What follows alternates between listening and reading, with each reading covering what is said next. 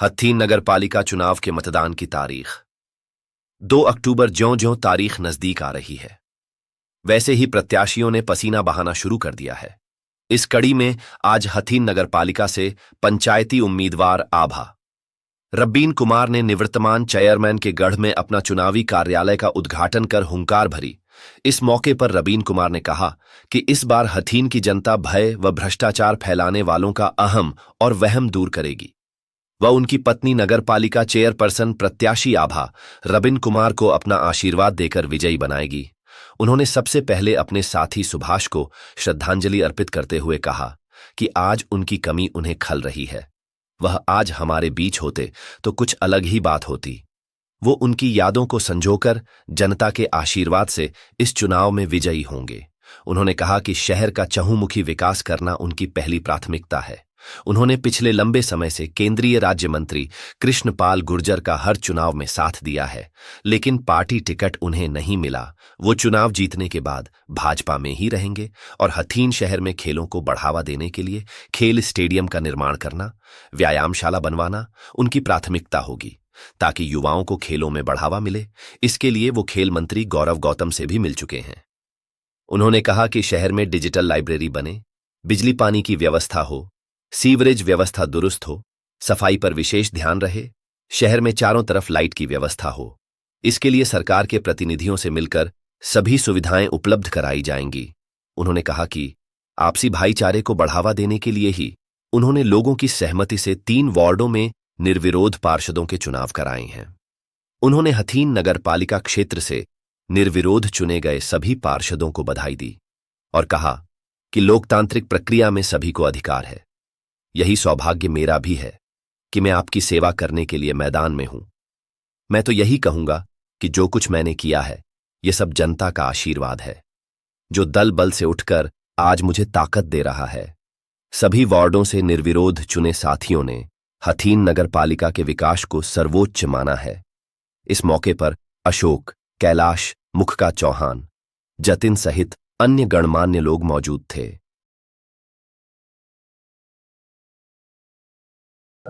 क्या नाम है? मेरा नाम अशोक राजपूत है और मैं यहाँ वार्ड नंबर 1 पास मोहल्ले का निवासी हूँ। जैसा कि अभी रवीन भाई ने बताया कि ये कार्यालय हमारे सुभाष भाई की याद में हमने यहाँ स्थापित किया है, जिसका प्रेम पूरे गांव में इतना अच्छा था कि हर लोग उसको आज भी याद कर रहे हैं। और उसी की याद को लेके जो उसका प्रयास था, उसके प्रयास की तो हम पूर्ति नहीं कर सकते, पर हम कसर भी नहीं छोड़ेंगे। क्यों नहीं छोड़ेंगे कि ये जो शहर का माहौल आपको पता है, नगर पालिका हमारी इतनी ज्यादा बड़ी नहीं है। हर आदमी को जानता है कि क्या कार्य प्रणाली रही विकास को लेके। सड़क बनाना, फिर खोदना, फिर बनाना, फिर खोदना, अगर इसको विकास कहते हैं तो इसको जनता आज के टाइम में नकार चुकी है। सही विकास आपको देखना है, मैं आपको याद दिलाता हूं, आप जाके देखना साहब जी मंदिर नगर पालिका के बिल्कुल जड़ में तालाब है। आप जाके उसकी एक बार फोटो खींचना और आप उसकी आप क्लिप लेंगे। मैं आपसे आग्रह भी कर रहा हूं हाथ जोड़ के, आप उसकी दशा देखेंगे। पूरे शहर के गंदे पानी के सीवर नाले उसमें जा रहे हैं। और उस तालाब के अंदर हमें पता है, हम जब छोटे थे और उससे बड़े हुए जब तक, उसमें इतना साफ पानी होता था, हम तैर के स्नान करते थे, सारा शहर उसमें नहाता था, कपड़े धोता था। आज उसकी दशा ये कि आप देख के भी आपको उल्टी आ जाएगी।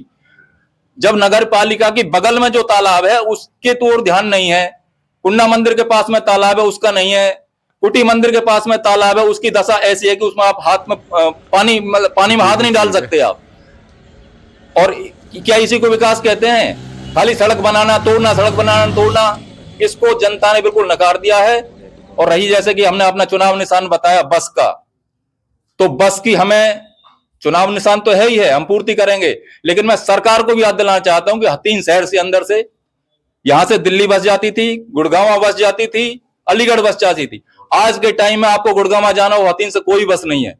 दिल्ली जाना हो कोई बस नहीं है, अलीगढ़ जाना हो कोई बस नहीं है। सारी सरकारी बस की सुविधा जो हमारे आउट ऑफ डिस्ट्रिक्ट जिलों में जाती थी, जिले में कोई भी यहां से बस नहीं जा रही है। तो अगर हमारी सरकार आती है तो सबसे पहले हम शहर वासियों के लिए बस की ऐसी मांग उठाएंगे। सारे कनेक्टेड जो जितने भी शहर हैं, चाहे मथुरा, वृंदावन हो, गोवर्धन हो, हम यहाँ से बस की सुविधा सरकार से आग्रह करके हम उसको करवाएंगे।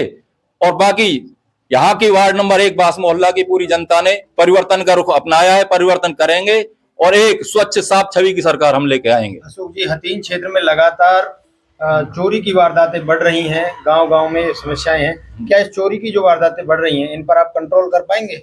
बिल्कुल करेंगे। शहर की जनता इस चीज को देख रही है और चोरों के पीछे किसका समर्थन है ये भी जनता से छुपा नहीं है। जो लोग करप्शन कर रहे हैं, अपराध कर रहे हैं यहाँ के, और कौन लोग उनको बचाने के पीछे, जनता जान चुकी है।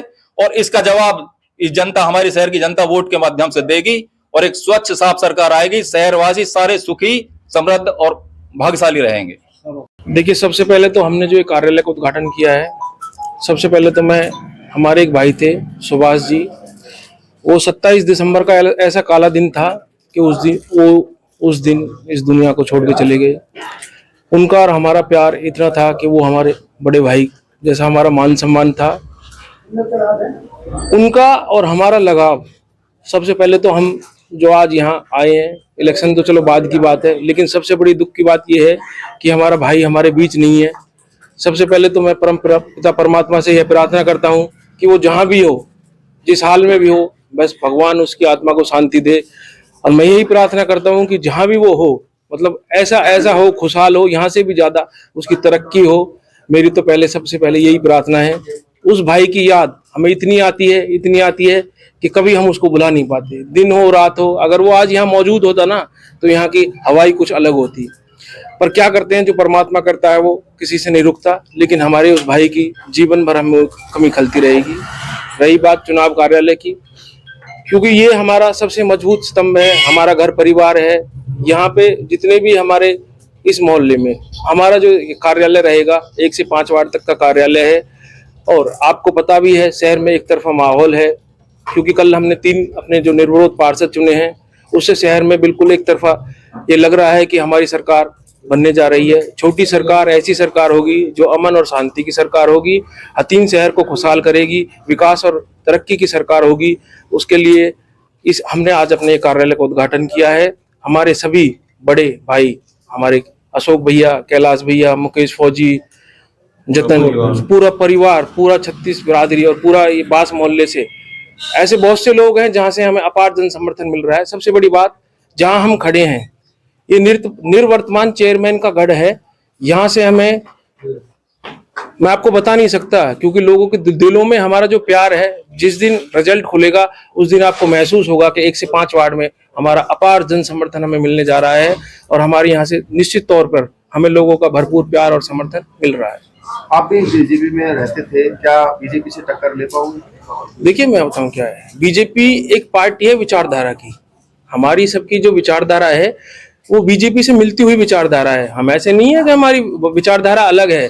बीजेपी की जो विचारधारा है, माननीय प्रधानमंत्री श्री नरेंद्र मोदी की जो विचारधारा है, वो सबको साथ ले जाकर सबका साथ सबका विकास की विचारधारा है। लेकिन यहाँ पे विचारधारा बदल गई। पिछला जो 7 साल का कुशासन रहा, उस विचारधारा ने यहाँ के लोगों की सोच बदल दी। यहाँ पे खुलेआम लूट हुई, खसोट हुई, लोगों के साथ अभद्र व्यवहार हुआ। आप सबको पता है, क्योंकि लगातार शहर में ये विषय चल रहा है। सबको पता है कि भाई इस बार जो सरकार चुनाव हारेगी और जनमानस की 36 बिरादरी की जीत होगी। ये जीत 36 बिरादरी के प्यार की होगी, अमन और शांति और भाईचारे की होगी। सरकार का हम भी हिस्सा हैं, क्योंकि हमने भी सरकार के लिए काम किया है। अपने माननीय कृष्णपाल गुर्जर जी के लिए हमने कंधा से कंधा मिलाकर इतनी मेहनत की थी कि उनके जब भी यहाँ इलेक्शन हुआ, तन मन धन से हमने, हमारी पूरी टीम ने इतना जन समर्थन दिलाया कि हर बार यहाँ से उनको जिता के भेजा। लेकिन जब एक पार्टी किसी गलत आदमी को टिकट दे देती है, तो ये नहीं कि भाई आप उसको साथ लेके चलें। जब लोगों की विचारधारा विपरीत है, तो हम उस विचारधारा के विरुद्ध खड़े हुए हैं। और हम इस बार जो सरकार बनाने जा रहे हैं, वह हथीन शहर की 36 बिरादरी की सरकार बनेगी। और एक तरफा मैं आपको यह आश्वासन भी देता हूं, शहर के 90% लोगों ने मन बना लिया है कि भाई हमें कुशासन समाप्त करना है, अहम और वहम दोनों दूर करने हैं। इस बार जो सरकार होगी, अमन, शांति, खुशहाली और विकास की सरकार होगी। रविंद्र जी, किन मुद्दों को लेकर आप जनता के बीच जा रहे हैं? लोगों का कैसा आपको समर्थन मिल रहा है? देखिए, मुद्दे बहुत सारे हैं। हमारा हथीन शहर सन 92 में हमारे फादर चेयरमैन बने। उसके बाद 2000 में जब पंचायत बनी तो वो सरपंच बने।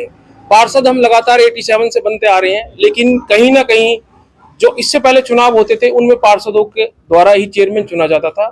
कहीं ना कहीं उसमें फिर सरकार के एमएलए और एमपी का दखल होता था। जनता की इच्छानुसार चेयरमैन वो नहीं नियुक्त कर पाते थे, क्योंकि उसमें जो पार्षदों की चलती थी, और पार्षदों की का आपको पता है कि भाई उनकी क्या भूमिका रहती थी। इस बार जो चुनाव होने जा रहे हैं वो जनता द्वारा होने जा रहे हैं। हथीन शहर की जो जनता है वो अपना प्रतिनिधित्व चुनेगी। रही बात विकास की, हमारे हथीन शहर में 2013 में खेल स्टेडियम के लिए जमीन एक्वायर हुई। नगर पालिका हथीन ने खेल स्टेडियम के नाम जमीन दे दी, 7 एकड़ जमीन दे रखी है, लेकिन आज तक भी 2 बार उसकी घोषणा हो चुकी है। सीएम साहब ने 1 करोड़ रुपए उसके बाउंड्री के लिए उसके लिए दिए हैं, लेकिन अभी तक धरातल पर काम उसका जीरो है। यहाँ पे कोई बड़ी व्यायामशाला नहीं है, कोई लाइब्रेरी नहीं है, सड़कें, रास्ते, मतलब कोई यहाँ मूलभूत सुविधाएं अभी बहुत सारी हैं जिनको पूर्ति करनी है। हमारा मुख्य एजेंडा रहेगा सबसे पहले हथीन में, क्योंकि हमारे जिले के जो मंत्री हैं माननीय गौरव गौतम जी, उनसे भी हमें उम्मीद है आने वाली सरकार हमारी बनेगी और हम भी सरकार का हिस्सा बनेंगे, क्योंकि सरकार में हमारी एक बहुत अहम योगदान रहेगा। आने वाले हमारे जो जिले के खेल मंत्री हैं गौरव गौतम जी, उनसे भी हमने अभी कुछ दिन पहले बात की थी। उन्होंने कहा था कि भाई यहाँ पे हथीन में ऐसा खेल स्टेडियम बनेगा कि वो हरियाणा में सबसे बढ़िया और सबसे खूबसूरत इंडोर जो खेल स्टेडियम है बनाएंगे। उन्होंने हमें आश्वासन दिया है। दूसरा हमारा मुख्य एजेंडा रहेगा एक बहुत बड़ी लाइब्रेरी, डिजिटल लाइब्रेरी हथीन में बनानी है। तीसरा हमारा जो एक बहुत बड़ा जिसके लिए यहाँ पे बहुत ज्यादा जरूरत भी है युवाओं के लिए, एक व्यायामशाला जो एक बड़ी आजकल सरकार बना रही है कि भाई हर एक व्यायामशाला हर जगह होनी चाहिए, तो एक बड़ी व्यायामशाला भी बनाएंगे।